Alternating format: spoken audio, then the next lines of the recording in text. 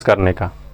Life में आप तो एक एग्ज़ाम दे दोगे, फिर अदर एग्ज़ाम जब कंपटीशन एग्ज़ाम में बैठोगे तो आपके अंदर वो चीज़ें जो 2 एग्ज़ाम का है ना, वो लालच कि कुछ मिल जाए, कोई दिखा दे, कोई क्वेश्चन आउट कर दे, वो ख़त्म नहीं होगा, वहाँ आप कमज़ोर पड़ जाओगे।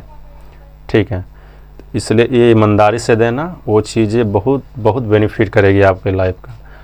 और दूसरा है कि एग्ज़ाम के बाद का लाइफ, एग्ज़ाम के बाद के लाइफ में ज़्यादातर स्टूडेंट हैं जो रिलैक्स जोन में जाते हैं, बोलेंगे 2-3 महीने आराम करना है, उसके बाद फिर पढ़ाई शुरू करेंगे। ये बिल्कुल मत करना, चीज़ों को एक रूटीन में ढालिए। शुरुआत में रूटीन में ढालो, ठीक है, बाद में वही चीज़ें बेचैनी मतलब कि अंदर आने लगेगा उस चीज़ को करने का। शुरुआत में रूटीन लगेगा कि एक डिसिप्लिन में ढाल रहे हैं, सुबह उठना है, पढ़ाई करना है, फिर कुछ फिज़िकल एक्सरसाइज करना है, ठीक है, उसके बाद फिर शाम को भी कहीं टहलना घूमना है, तो शुरुआत में लगेगा। फिर जैसे जैसे आप पढ़ोगे, उस चीज़ को जानोगे डीपली, तो आपके अंदर बेचैनी आने लगेगी। ठीक है, आसपास में लोग अगर सक्सेसफुल होते हैं तब आपके अंदर बेचैनी आएगी। ठीक है, आपके अगल बगल में जो लोग पटना में पढ़ रहे हैं, दिल्ली में पढ़ रहे हैं, उसको देखकर आपके अंदर बेचैनी आएगी। अगर मैं मेहनत नहीं किया तो फिर क्या होगा। ठीक है, वो चीज़ें बिल्कुल आएगी अगर आप ईमानदारी से रहोगे तब। डिस्ट्रैक्शन नहीं होना, डिस्ट्रैक्शन आपके लाइफ में आएगी। पहला आएगा आलसपन में जाना नहीं है। 12th के बाद सभी लोग कंफर्ट जोन में जाता है, मैक्सिमम लोग साल भर तो ऐसे ही बर्बाद करता है। ठीक है, मैं 12th का एग्ज़ाम दिया आज, ठीक है, उसके कल होके मैं क्लास आ गया था भैया के पास, पूछिएगा यहीं पे भैया हैं, उसके कल होके मैं क्लास आया था। हिस्ट्री मेरा पहला सब्जेक्ट शुरू हुआ था पढ़ाई का, हिस्ट्री ऑफ पॉलिटी। ठीक है, क्योंकि मैं एक रूटीन में अभी ढला हुआ हूँ, उस एनर्जी के साथ काम कर रहा हूँ। जब आप उस चीज़ को छोड़ दोगे ना, तो फिर आपको एक टाइम लग जाएगा, 5-6 महीना उस चीज़ में आने में, आपका 1.5 साल समय जाएगा। ठीक है, और स्टूडेंट लाइफ में आराम करने का क्या ज़रूरत है। कोई हम ज़्यादा हार्ड वर्क नहीं करते, अपना मेंटली ही हार्ड वर्क कर रहे हैं, अपने आप को बना रहे हैं। तो उस चीज़ पर करना कि आराम रिलैक्स जोन में जाना नहीं है। और दूसरा ये है कि आप 12th के बाद अपना एक रूटीन में ढालना है कि अपना फिज़िकल एक्सरसाइज शुरू करिए। ठीक है, स्टूडेंट लाइफ में ज़्यादातर लोग करते नहीं हैं, बिल्कुल आप करिए। आपका अगर फिज़िकली आप मजबूत रहोगे तो आप मेंटल विकास ज़्यादा कर पाओगे। फिज़िकल एक्टिव लोग जो होता है ना, वो ज़्यादा ही मेंटली शार्प बन जाते हैं धीरे धीरे।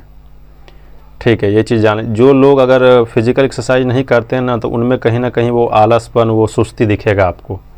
ठीक है, पर जो वो फिज़िकल एक्सरसाइज करते रहेंगे, उनका जो होता है ना, कुछ हार्मोन्स होता है, आपके माइंड में डोपामिन ज़्यादा रिलीज़ करेगा आपका बॉडी, आपका जो टेस्टोस्टेरोन है वो ज़्यादा रिलीज होगा। आप फिज़िकल एक्सरसाइज करोगे और आपका फिज़िकल एक्टिविटी के कारण आपका बॉडी भी ज़्यादा एक्टिव रहेगा और दिमाग भी आपका ज़्यादा एक्टिव रहेगा। चीज़ों को आप बहुत ज़्यादा तेज़ी से कर पाओगे, हर एक चीज़ों को। आप देखते होगे अपने आसपास के जो लोग जिम कर रहे हैं या रनिंग कर रहे हैं, उनका एक एनर्जी देखो। और जो लोग कुछ नहीं करते हैं, जो थोड़ा बॉडी उनका थोड़ा ढीला टाइप का है, थोड़ा ज़्यादा चर्बी है, ये है वो, उनका मतलब मायूसी देखने लगेगा आपको देखने में। ठीक है, तो वो चीज़ें कि एक्सरसाइज पक्का करना है 1 घंटा। अल्टीमेट आपका बॉडी ही सब कुछ है। आपके पास पैसे आ जाए, आपके पास संपत्ति आ जाए, आप मेंटली आप अच्छा हो जाओ, अगर आपका जो बॉडी ही साथ ना दे तो आप चीज़ को मतलब भोग भी नहीं पाओगे। जो बोलते हैं ना, आपको 5 करोड़ कोई दे दे, आपको कोई बोल आप कैंसर हो जाए, तो भोग नहीं पाओगे, वो वहीं रह जाएगा। ठीक है, आप मेंटली अच्छा हो जाओ मेंटली, और आपका फिज़िकल ही बढ़िया ना हो, शरीर ही बढ़िया ना हो, तो आप उसी से परेशान रहोगे, आप ज़्यादा बढ़ भी नहीं पाओगे। ठीक है, तो अगर देखा जाए तो सबसे प्राइमरी देना है कुछ चीज़ को, तो शरीर को सबसे प्राइमरी देना है। अगर बॉडी को आप प्राइमरी दोगे तो आप फिर मेंटल लेवल पर काम करोगे अच्छे से। बॉडी में पूरा दिमाग भी आ जाता है, ऐसा नहीं मैं बोल रहा हूँ कि हाथ पैर मजबूत कीजिए। ठीक है, पूरा बॉडी में बात कर रहा हूँ, तो आपका दिमाग भी आ जाएगा उसमें। ठीक है, कि आप सबसे पहला प्राइमरी फोकस देना है आपका फिज़िकली और मेंटली, दोनों चीज़ आना, पूरा बॉडी पर फोकस करना है। आप इसको सही रखोगे तो आप जीवन में मतलब बहुत तेज़ी से विकास कर पाओगे। दूसरा डिस्ट्रैक्शन आपके अंदर ये आएगा कि कंपैरिजन कभी मत करना दूसरे से। ठीक है, बहुत लोग ऐसे हैं कि बोर्ड में टॉपर्स रहे हैं, बाकी आगे के लाइफ में कुछ कर नहीं पाए हैं। कभी कंपैरिजन का भावना मत लाना, तुम्हारा नंबर कितना आया, ठीक है, रिजल्ट सेकेंड आया है, कम आया है, फर्स्ट आया है, 320 आया है, कभी कंपैरिजन मत करना, क्योंकि आप तो अपना 100% दिए, ठीक है। बाकी जो एग्ज़ामिनर है वो किस तरह चेक किया है कॉपी, वो भी डिपेंड करता है। और दूसरी बात ये है कि एक अच्छा स्टूडेंट वही है जिसके पास कंटिन्यूटी रखने का क्षमता है, मैं यही बोलूँगा। हमारे बहुत से ऐसे हैं टीचर्स हैं, या हमारे बहुत से ऐसे महापुरुष हैं जो बोलते हैं कि मतलब आप विवेकानंद ही बोलते हैं कि उठो, जागो, भागते रहो जब तक आपको लक्ष्य की प्राप्ति ना हो जाए। तो इस वाक्य में मतलब इस सेंटेंस में वो क्या बताना चाह रहे हैं कि आपके अंदर कंटिन्यूटी रहनी चाहिए। अगर आप स्लो प्रोसेस से भी जा रहे हो, आपके अंदर कंटिन्यूटी है, तो आप लाइफ में कुछ भी अचीव कर सकते हो, ठीक है। कोई लोग है कि डिस्टरबेंस बीच में लाके एक महीना किया, 2 महीना किया, 1-2 महीना छोड़ दिया, कुछ फिर स्टार्ट करेगा, और जब वो स्टार्ट करेगा तो फिर शुरुआत ही करेगा वो, फिर वो कंटिन्यूटी उसमें नहीं रहेगा, ठीक है। तो इसलिए लाइफ में थोड़ा ही करना, मैं नहीं कह रहा हूँ कि 8-8 12-12 घंटा पढ़ो, ठीक है। आप 4-5 घंटा ही पढ़ रहे हो, उस चीज़ को कंटिन्यू आप रखो। हो सकता है 1-2 साल टाइम ज़्यादा लग जाए, पर आप सभी से बेहतरीन रहोगे, ठीक है, सबसे बेहतरीन रहोगे आप। सब में कंटिन्यूटी रखने की क्षमता नहीं होती है, ठीक है। जो बोलते हैं ना कि पढ़ाई भी एक तपस्या है, ठीक है, उस चीज़ को करना बहुत मुश्किल है। आप अपने आसपास में देखो कि 1 साल 2 साल करेगा, 3 साल, और बीच में बहुत ज़्यादा डिस्टर्ब होगा वो, ठीक है, कभी छोड़ेगा, कभी कहीं और दिमाग लगाएगा, ठीक है। वो चीज़ें मत करना, अपने आप को एक कंटिन्यूटी में ढालना है, ठीक है। और शुरुआत में एक रूटीन बनाना है, पर थोड़ा थोड़ा मैं बोलता हूँ कि अगर आपको किसी फील्ड में सक्सेस होना है, मैं एक्सपीरियंस किया हूँ इस चीज़ का, किसी फील्ड में सक्सेस होना है, या तो आपको सरकारी जॉब चाहिए, या तो आपको शारीरिक क्षमता बढ़ाना है, ठीक है, ताकतवर बनना है, या तो आप मेंटली आप ऊपर मतलब अपना मेंटल लेवल ऊपर करना चाहते हो, या तो आप बिजनेस में कोई बिजनेस को सक्सेसफुल बनाना चाहते हो। तो अगर उस काम के लिए आपके अंदर बेचैनी आ जाएगा ना, तो आपसे बेहतरीन उस फील्ड में कोई रहेगा नहीं। मैं एक वीडियो में भी अपना बहुत बताया हूँ, इंस्टाग्राम पर मैं डालता हूँ कभी कभी। बेचैनी का मतलब यही है कि अगर आपके शरीर में एनर्जी है, अगर आप कुछ सोच रहे हो तो सिर्फ उसी काम के बारे में सोच रहे हो। अब बेचैनी का मतलब यही है कि अगर वो काम जो आपका नींद भगा दे, समझ रहे हो। स्टूडेंट लाइफ में लोग जब एग्ज़ाम नज़दीक आता है तो 1-1 बजे रात तक पढ़ता है, वो है बेचैनी। आप भी शायद अभी करते होगे। तो आपके अंदर अगर बेचैनी आ गया ना वो किसी काम के लिए, उसके लिए जागना शुरू कर दो आप, ठीक है। उस काम के लिए बहाना बनाना शुरू कर दो, दोस्तों के साथ अगर टाइम बर्बाद हो रहा है तो 1-2 घंटा बिताया, अरे कुछ काम है मैं जाता हूँ, ठीक है। बाकी चीज़ें मतलब कि छोड़ना शुरू कर दो, जैसे कहीं ज़्यादा टाइम बर्बाद हो रहा है, लोग पार्टी कर रहे हैं, इधर कोई फंक्शन में ज़्यादा जा रहे हैं, परिवार भी ज़्यादा जा रहे हैं, तो उस काम में मैं बोल रहा हूँ उससे आपसे आगे कोई रहेगा नहीं उस काम में, ठीक है। अब बहुत जल्दी आप उस काम में सफलता आपको मिलेगी, ठीक है। अपने अंदर सिर्फ एक बेचैनी रखना है। मेरे अंदर एक बेचैनी था कि मैं जैसे ही 12th दिया तो मेरे कुछ जो फ्रेंड्स लोग थे वो पटना गए थे पढ़ने के लिए, ठीक है, और 1-2 थे जो बोल रहे थे कि मैं दिल्ली जाऊंगा पढ़ने के लिए। तो मेरे अंदर ये बेचैनी थी कि अगर सही बोलूँ उस समय उतना मेंटल कंडीशन मेरा सही नहीं, मतलब उतना ऊपर नहीं था, तो मैं सोचता था कि अगर मैं नहीं पढ़ूँगा ना तो मेरे से आगे वो निकल जाएगा। और सही बताऊँ तो मैं 12th से ज़्यादा पढ़ना 12th के बाद शुरू किया। 12th में मैं जितना पढ़ता था उससे मैं 1.5 गुना ज़्यादा पढ़ना शुरू कर दिया। 1-1 बजे रात तक मैं हिस्ट्री पढ़ता था, 1 बजे 2 बजे रात तक पॉलिटी पढ़ता था, ठीक है। एक अंदर बेचैनी था, अलग बेचैनी था। जो बोलते हैं ना कि लोग मैथ हिस्ट्री पॉलिटी ख़त्म करने में और बाकी सब्जेक्ट जो भी है कंपटीशन का 1.5 साल लगेगा, 2 साल, कुछ नहीं लगता है। 8 महीना में रद्द कर दोगे आप पढ़ोगे तो। 8 महीना बहुत काफ़ी है। मैं 8 महीने में मैथ्स पढ़ा, हिस्ट्री पॉलिटी इकोनॉमिक्स ज्योग्राफी और इंग्लिश, कंपटीशन लेवल का जो इंग्लिश होता है, और भी जो चीज़ें था रीजनिंग, ठीक है, वो सब रीजनिंग मैं तो कभी पढ़ा भी नहीं था, वो बेसिक से वो चीज़ें ख़त्म किया था मैं। 8 महीने में मैं पूरा कर लिया था कंप्लीट। 8 महीने में एक अच्छा परफॉर्मेंस मेरा उभर के आया था एग्ज़ाम को क्रैक करने में। 3 एग्ज़ाम में कंटिन्यू क्रैक किया, एक एयरफोर्स, फिर SSC GD, फिर CRPF का एक ट्रेड्समैन आया था, ठीक है, उसमें भी मेरा वाटर कैरियर में सिलेक्शन हुआ था, तो मैं ज्वाइन किया CRPF को, CRPF GD को मैं ज्वाइन किया। 3 एग्ज़ाम क्रैक किया, तीनों कंटिन्यू एग्ज़ाम दिया, तीनों क्रैक हुआ मेरा। उसके बाद मैं एग्ज़ाम दिया नहीं अभी तक, अभी मैं दिया हूँ स्टेट SI का एग्ज़ाम, ठीक है। तो वो चीज़ें मैं अच्छा एक्सपीरियंस किया हूँ कि अगर आपके अंदर वो बेचैनी आ जाएगी ना काम को करने का, तो बहुत आगे चले जाओगे, बहुत आगे। आपका अगल बगल कोई नहीं रहेगा।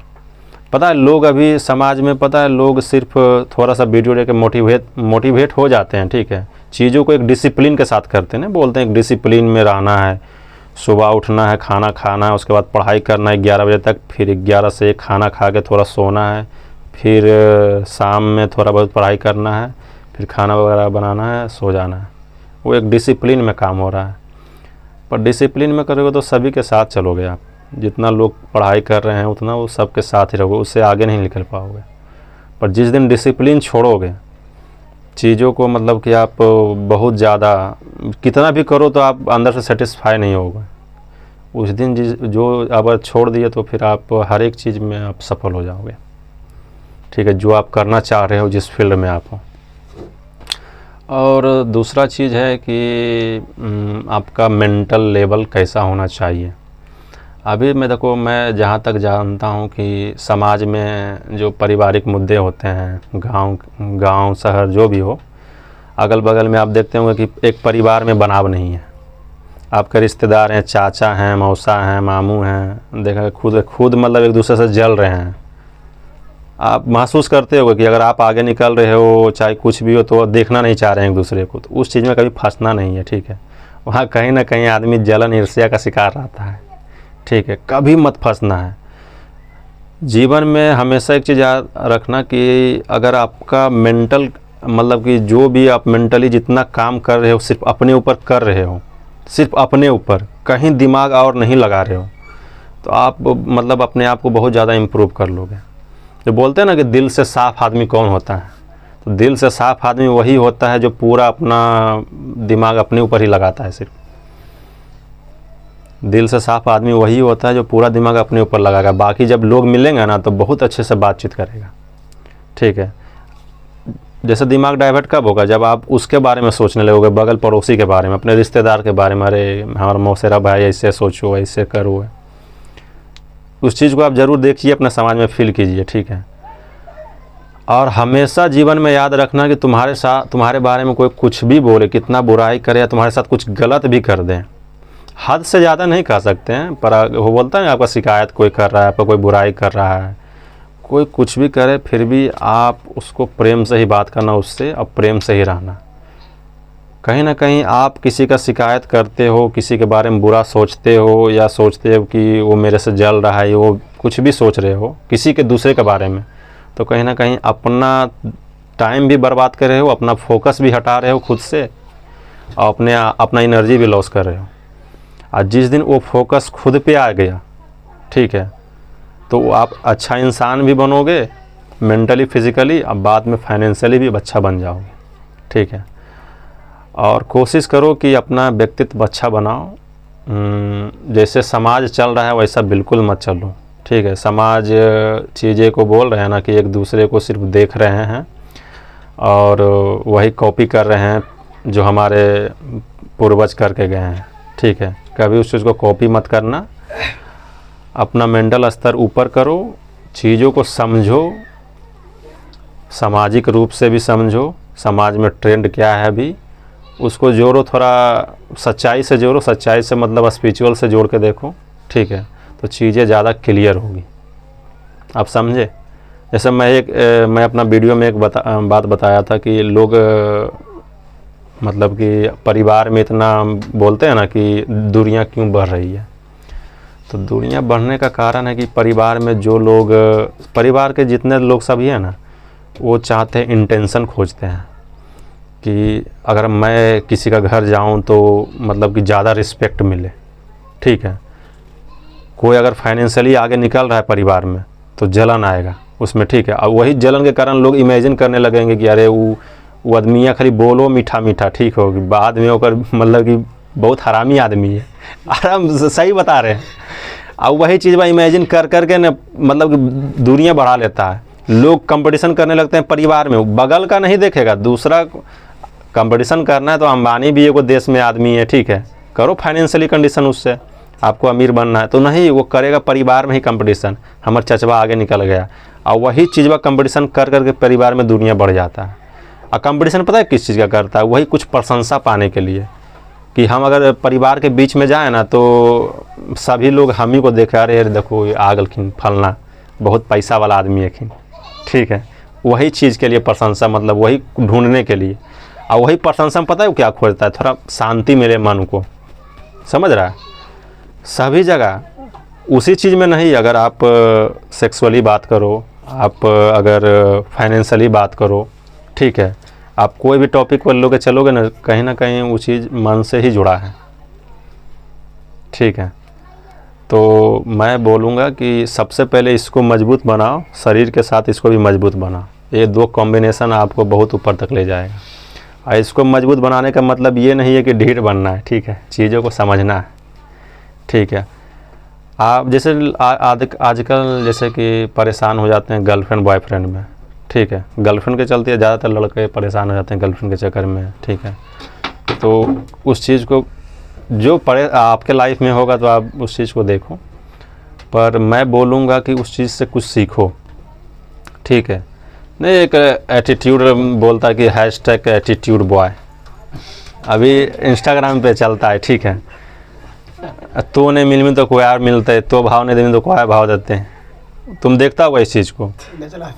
अरे नहीं बोलता है यार, देखो किसी का गर्लफ्रेंड रहेगा ना, अगर मान लो छोड़ दिया उसको, ठीक है, तो बोलेगा पता चल नहीं एगो छोड़ के तो दूसरा मिलते हैं, बोलता है नहीं बतिया के, तो फिर बात तो वही नहीं हुआ भाई कि एगो छोड़ा फिर तो दूसरे के पास जा रहा है, तुम खोज क्या रहा है, हाँ, और दूसरा का भी छोड़ दिया तो तीसरा के पास जाएगा। अब पहले रुक तो जाओ कि तुमको चाहिए क्या, ठीक है, तुमको चाहिए क्या उससे, वो भी तो सोच लो एक बार। हर बार जाते जा रहे हो, किस चीज़ के लिए तुम जा रहे हो, शरीर के लिए जा रहे हो या मतलब किस चीज़ के लिए जा रहे हो, दिमागी रूप से सुख चाहते हो, शारीरिक रूप से सुख चाहते हो, या कोई साथी खोज रहे हो, वो चीज़ को समझना है।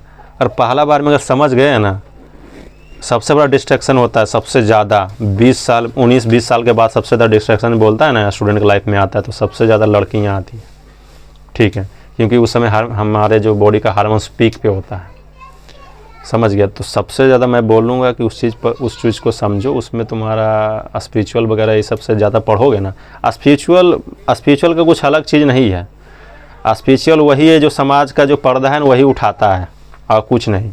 अपने आप के अंदर झांक के देखो कि हम क्या हैं अंदर से, सच्चा मतलब लोग सच्चाई बाहर बताते नहीं, कभी फील करो कि अंदर कभी हम जानवर बन जाते हैं, ठीक है, कोई खूबसूरत अगर किसी चीज़ को देख लिए या तो पैसा आ गया तो मेरे अंदर क्या लालच आता है, चाहे अगर कोई मेरा बुराई कर दिया तो तब मैं कैसे रिएक्ट करता हूँ, कभी मैं खुश हो जाता हूँ तो कैसे रिएक्ट करता हूँ, तब कैसा महसूस करता हूँ, कभी इस चीज़ को सोचो। वही है स्पिरिचुअल। स्पिरिचुअलिटी का मतलब यही है कि जो समाज आपका पर्दा डाला है ना आँख पे, वो उठ जाएगा, फिर चीज़ों को आप देखने लगोगे। मैं बोलते हैं ना कि अगर आप अच्छा लाइफ जीना चाहते हो तो आप अपना अंत देख कर चलो, ठीक है। आप किस चीज़ के पीछे भाग रहे हो, अगर आप धन संपत्ति के पीछे भाग रहे हो तो लास्ट में तो छोड़ के ही जाना है मरने के बाद, ठीक है। आप अगर मतलब कि कोई लड़की के पीछे भाग रहे हो तो फिर आपका जब आप बुढ़ापा आएगा, आपका बॉडी का एनर्जी डाउन होगा तो वो तो ख़त्म हो जाएगा, ठीक है। तो अगर लास्ट आप देख के चलोगे तो आप प्रेजेंट में उस चीज़ के लिए बेचैन नहीं होगे। तो बेचैन होना है उस चीज़ के लिए जो आपका व्यक्तित्व बढ़ा दे, ठीक है। अब व्यक्तित्व का मतलब एक होता है कि पर्सनैलिटी, आपके अंदर जो पर्सनैलिटी बनेगी, ठीक है। लोग बोलते हैं ना कि अगर आपको लोग कोई 4 बात बुरा बोल दे तो 2 प्रकार के लोग होते हैं, 2 प्रकार के बहुत प्रकार के होते हैं। एक रिएक्ट करेगा कि वो भी ख़राब बात बोलेगा, ठीक है, और एक होगा कि उसका जवाब शानदार देगा, समझ रहे हो, शानदार जवाब देगा, उसको मुंह तोड़ जवाब जिसको बोलते हैं। और एक आदमी होगा कि उसके भावनाओं को समझेगा, ठीक है। अरे सब सही बता रहा हूँ। अरे ये प्रोड्यूस मोमेंट है तो हम करेंगे ऐसे। अच्छा ये तो मिल रहा है हमको इतना बढ़िया। ठीक है, कंटिन्यू करिए। तो एक होता है कि वो आदमी उसके भावनाओं को समझेगा कि ये किस चीज़ के लिए हमको बोल रहा है, ठीक है। फिर तुम खुद हंस दोगे उस चीज़ को बारे में सोचकर, फिर उसको अरे मतलब आपका जवाब ही ऐसा रहेगा ना कि वो सब ख़त्म कर देगा उसके अंदर जो है। तो वो तब होगा जब अपने आप को मेंटली बना पाओगे, ठीक है। बाकी बहुत से बातें हैं, अभी कभी और हम बोलेंगे। बाकी थैंक यू।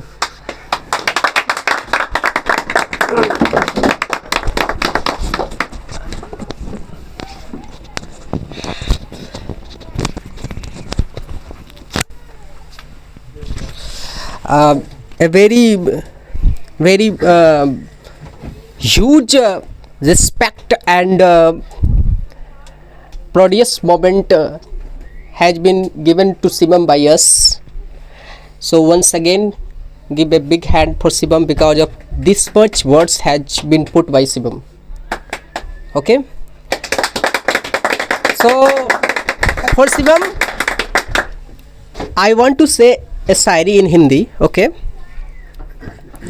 हर फूल को बाग में लगाया नहीं जाता, हर फूल को बाग में लगाया नहीं जाता, हर लोग को महफिल में बुलाया नहीं जाता, कई लोग तो पास में रह के भी याद नहीं आते, और शिवम तो दूर में भी रह के भुलाया नहीं जाता। तो बहुत अच्छा लगा कि शिवम ने अपने आपको यहाँ पर रखा, और बहुत अच्छा। जब मैं इस वीडियो को डालूंगा तो एक टाइटल रखूंगा, journey to CRPF and resignation of air force, ये मैं डालूंगा। इसलिए आप लोग को कहते हैं कि थोड़ा सा भी और कुछ लगे कि शिवम से सीखना चाहते तो उसके वीडियो पर देख लेना, ठीक है। अगर जो अभी मिस कर गए, आप ध्यान नहीं दिए तो, ठीक है। इसी कड़ी में मैं एक और अपने लेफ्ट हैंडर को बुलाना चाहूँगा, जो हमेशा हर वक्त रहता है। He has been a senior student of this institution. जैसा कि शिवम ने कहा था कि ये एक मंदिर है, उस मंदिर का शिवम देवता भी था, ठीक है।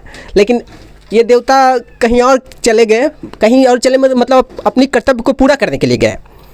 तो उसी कड़ी में उनका एक और सहपाठी था। Please welcome Sudhanshu Kumar. अपनी बात को रखे थोड़ा सा लगा के। ठीक ठीक ठीक, देखो वहीं से। मैं सुधांशु, बोलो फेयरवेल ऑफ 2026 ट्वेल्थ का फेयरवेल है। तो मैं यहाँ पर जो बच्चे आए हैं यहाँ पर, मैं शुरू से देख रहा हूँ, जब से ज्वाइन किए हैं मैं यही हूँ। जो भैया जो ने पढ़ाए हैं, इन लोगों को ने बहुत मेहनत किया इन पर। बच्चे जो यहाँ आए थे, बहुत कम नॉलेज था उनके पास, और डायरेक्शंस नहीं था क्या करना नहीं करना है। उनको भैया ने डायरेक्शन दिया, और रास्ता पर सिर्फ पढ़ाई से नहीं लाए, जो होता है डिसिप्लिन और स्पिरिचुअलिटी सिखाएं उन लोगों को। अब जो लड़के हैं बहुत ही अच्छे परफॉर्म किए हैं और बहुत ही शालीनता दिखाए हैं। जो आदमी आया था यहाँ पर, जो लड़के आए थे यहाँ, मतलब अलग रूप में है, अब जा रहे हैं तो अलग रूप में है, और बहुत अच्छे से पढ़ाई किए हैं। और आशा है कि जो 12th में मार्क्स आएंगे वो भी अच्छे आएंगे।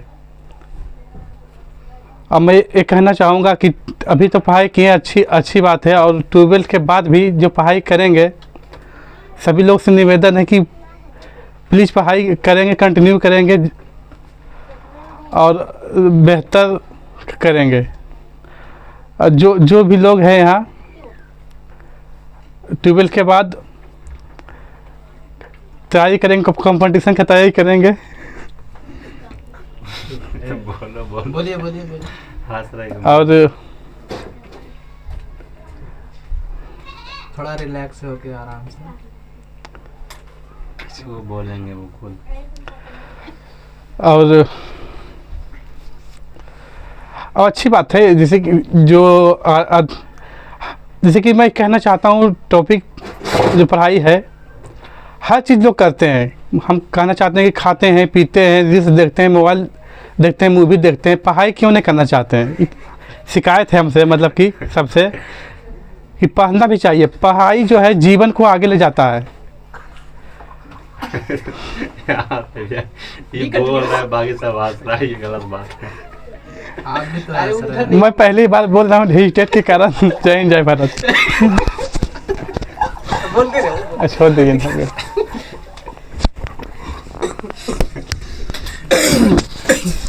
बहुत बहुत धन्यवाद सुधांशु कुमार। इससे अच्छा क्या होगा कि सबको हंसा करके लोटपोट कर दिया और अपना बातों को रखा हंसते हंसते। ठीक है, ये ऐसा मोमेंट है कि अंदर से आंसू भी आता है और हंसी भी आ रही है। ठीक है, तो इस विदाई समारोह के क्रम में कुछ बातों को जिदम लेवल पर रखते रहेंगे, तो तुम लोग भी उदास नहीं होना, जैसे सुधांशु उदास कभी नहीं होता है, चाहे वो मोमेंट अभी का ही क्यों ना हो। ये एक हमको पता है कि आप लोग के दिल में वो थोड़ा सा जाने का गम है। ठीक है, तो यही कहेंगे, उदास मत होना, उदास मत होना, बदहवास मत होना, उदास मत होना, बदहवास मत होना। अरे फूलों का तो फितरत है, अरे फूलों का तो फितरत है डाली से जुदा हो जाना होना। ठीक है, तो आप लोग भी फूल ही हैं। ठीक है, कोई बात नहीं है, उस फूल है, कुछ दिन के बाद काम में आ जाते हैं। आप लोग भी देश के काम में आएंगे, समाज के काम में आए। ठीक है, अगली इसी कड़ी में मैं नेक्स्ट स्टूडेंट को बुलाना चाहूँगा। सबसे प्यारे one of the naughtiest student Ashraf, please come fast. आइए। आजा दोस्त। बोलो तुम, this is being recorded, okay.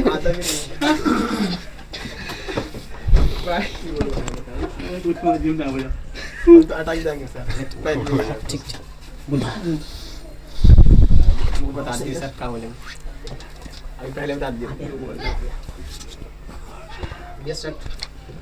मैं उम्मीद करता हूँ कि क्लास 12 की तैयारी हो गई है और शायद ही अच्छा मार्क्स आएगा, उससे पता नहीं चलता है, लेकिन जितना नॉलेज मुझे यहाँ से मिला है ये रोज़मर्रा की ज़िंदगी में अप्लाई करने की कोशिश करूँगा।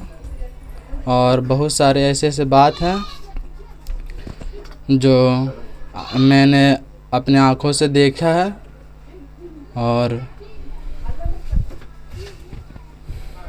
पढ़ाई में पहले तो उतना मन नहीं लगता था, लेकिन जब से यहाँ आया हूँ पता ही नहीं चलता कब 4-5 घंटा निकल जाता है।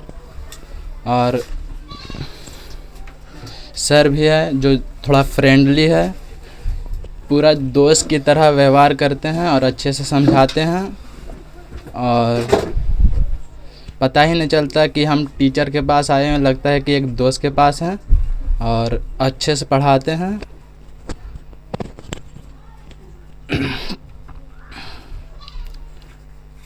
और मैं आपका विश्वजीत सर आपका शुक्रगुजार रहूँगा, और जो आपने सिखाया उसे डेली रोज़मर्रा की ज़िंदगी में उपयोग करने की कोशिश करूँगा। शुक्रिया, धन्यवाद।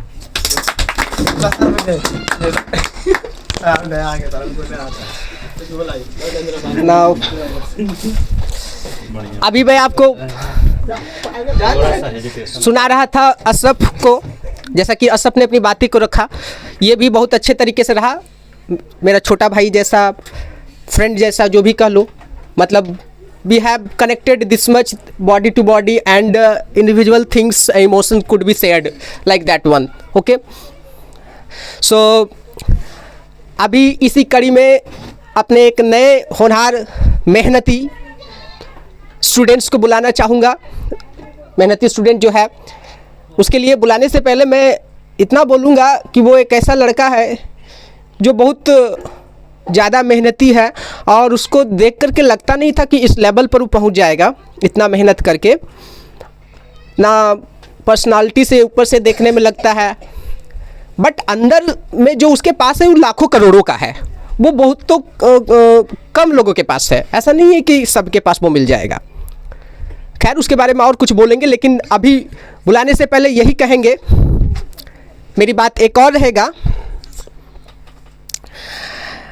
कि एग्ज़ाम में घबराना मत, पास हो ना हो ये तो मुकद्दर की बात है, और यहाँ छोड़ के जाने के बाद तुम मुझे याद ना करोगे ये तो गलत बात है।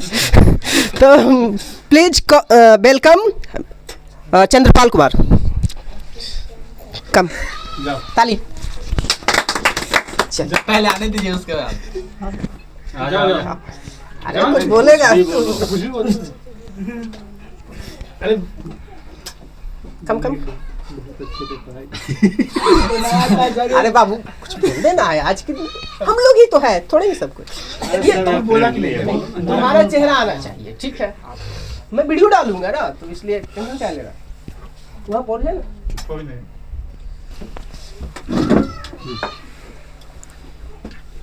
स्टार्ट करो। स्टार्ट। हाँ स्टार्ट करो, कोई दिक्कत नहीं, ब्लरिंग कर लो आपके आगे। नहीं कैमरा मत देखो, किसी का फेस पकड़ो। यहाँ। बोलना शुरू। जो आप लिखे उस पेपर्स में वही बोल दो, जो जो पेपर में लिखा है वही बोल दो। पेपर दे, पढ़ के बोलेगा। बोल दो, नहीं थी तो पाग लेगा। आप खुद ही लिखा है ना? हाँ वो तो होता है, चलिए उसके बाद फिर बोलिए, होगा। बोलिए। अरे छोड़ो यार, ये मेरा है बेचारा, देख रहा है उसके सम्मान में हम रखे हैं। ठीक है, बोलिए कैसे आपका, कैसा अभी लग रहा है, आप छोड़ के जा रहे हो, आपका प्रिपरेशन कैसा था, ये सब बताइए।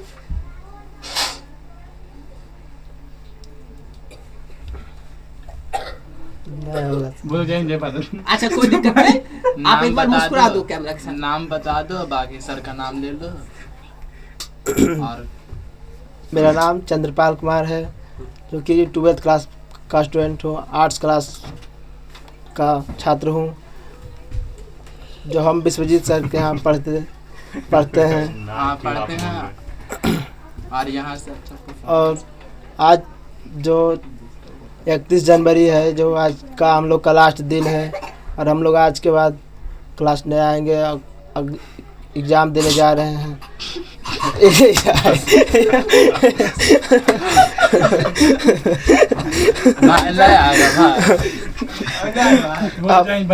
नहीं, बोलो आप बोलो, अच्छा बोलो, बोलो भैया, तीरो जिस समय हम लोग आए थे पढ़ने के लिए सर, जब सर के पास, उस समय हमें ना तो हमें इंग्लिश पढ़ने आती थी सही से और ना ही हिंदी।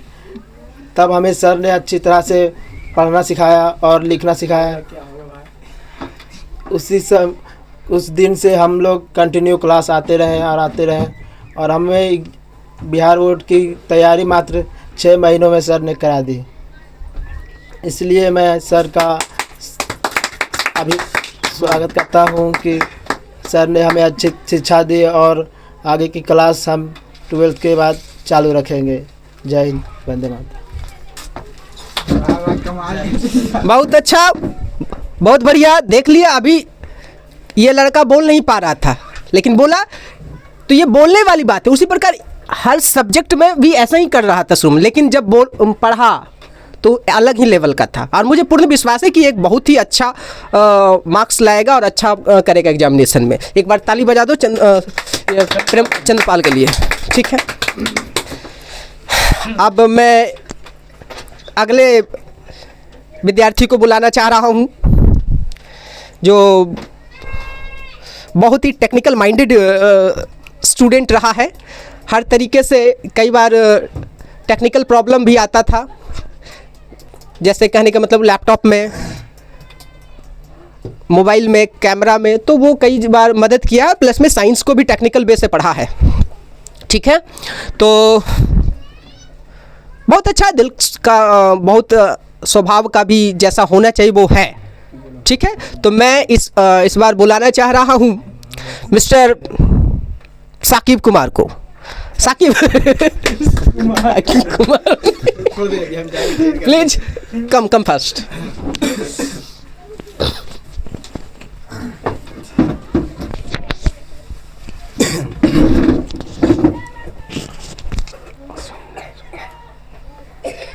मैं मोहम्मद साकिब रज़ा जो 12th क्लास की